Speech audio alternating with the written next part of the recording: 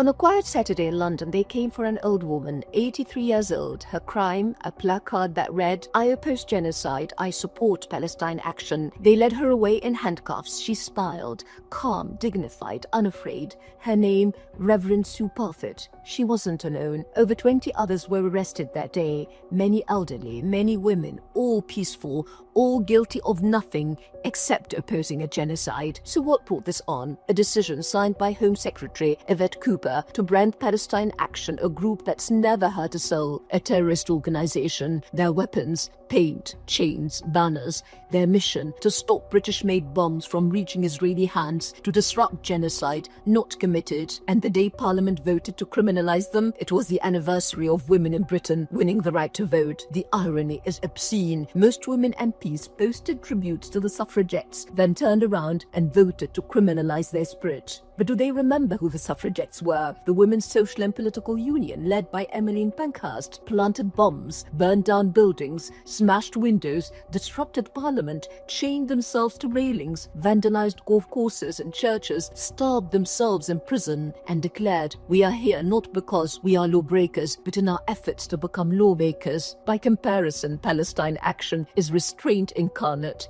As Baron Peter Haynes said, spraying paint on military aircraft is moderate by comparison to what the suffragettes did. But while MPs praise the suffragettes in Instagram captions, they criminalize anyone who carries their courage forward. When bombs fall on Gaza, Britain doesn't blink, but when a woman holds a placard, they send the vans. And here's the bigger truth. This isn't just about Palestine Action. It's about the erosion of liberal democracy in the very countries that claim to defend it. Liberalism once prided itself on one thing above all, the free, independent individual, able to speak their conscience without fear, protected from political persecution, empowered by the law, not silenced by it. But today, those same societies are silencing professors, punishing journalists, arresting students. Why? Because they dared to oppose a genocide. The narrative used to silence them? Israel has the right to defend itself, even when it is the one occupying, expanding, and exterminating. And when that no longer works, they reach for another weapon, anti-Semitism, not to fight hate, but to silence dissent. As John Mearsheimer called it, the Great Silence,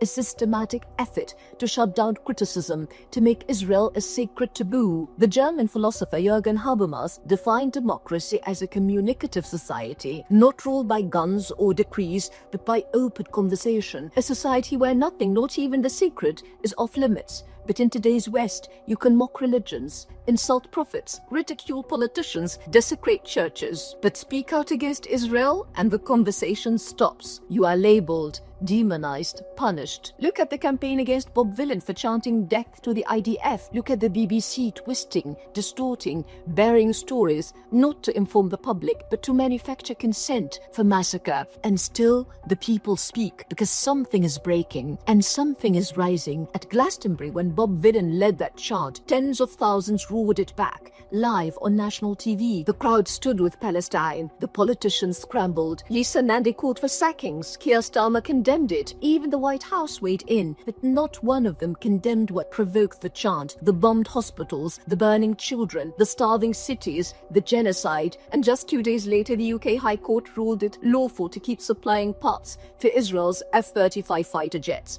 Chanting against genocide is a scandal. Committing it is lawful. But the tide is turning. In Britain, Israel's net favorability is -46. Nearly half the country believes it's committing genocide. A majority wants Netanyahu arrested. Across Europe, the picture is the same. And in the US, among young Democrats, support for the Palestinians has surged. Even young Republicans are beginning to turn. A Pew poll showed 53% of Americans now view Israel unfavorably. A Reuters Ipsos poll found 4 in 10 say Israel's problems are none of our business. And they're right, because this is not just a war on Gaza. It's a war on truth, on conscience, on democracy itself. The battle for Palestine is no longer only in Rafah or Khan Yunis. It is in London, in New York, in Berlin. It is in our hands. Because just as the suffragettes weren't handed freedom politely, just as apartheid didn't end by parliamentary patience, this will be won the same way, by people, by pressure, by persistence, by refusing to be silenced. History moves when the people make it move, and Palestine is now